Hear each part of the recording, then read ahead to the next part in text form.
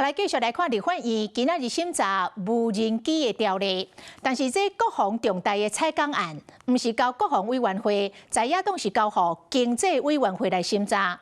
唔那國防部長顧立雄都參立委本身，嘛感覺怪怪。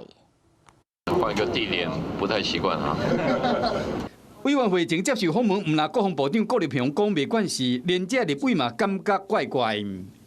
好難得有機會在經濟委員會問到國防部，我還不把握一下這個機會，把這3個條例草案放在一起審，然後放在經濟委員會主審，我覺得這是一個非常奇怪的。國防部應該是防衛專案需求無人載具採購的主管機關。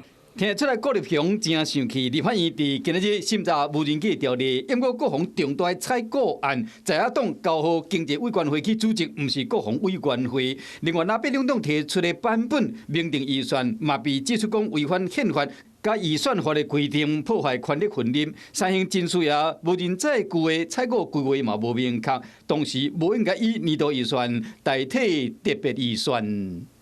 着重的都是在於有關這個科技發展跟這個產業發展這個部分，那跟我們的特別條例的性質顯然不同。但已經在114年核定無人載具產業發展統籌型計劃，建立無需另立法規範。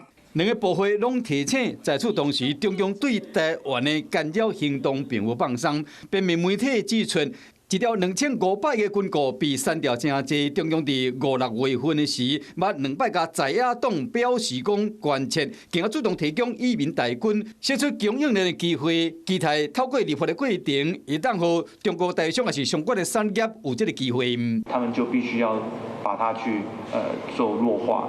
那當然他們會希望說國防部的版本不會成為主要的版本。那我們也很好奇，這個中共的通路人到底是誰？我也搞不太懂。無人機的條例唔那引起朝野的地震背後，甚至伴隨着對方統戰的身影。法案攻防的戰火恐驚才開始呢。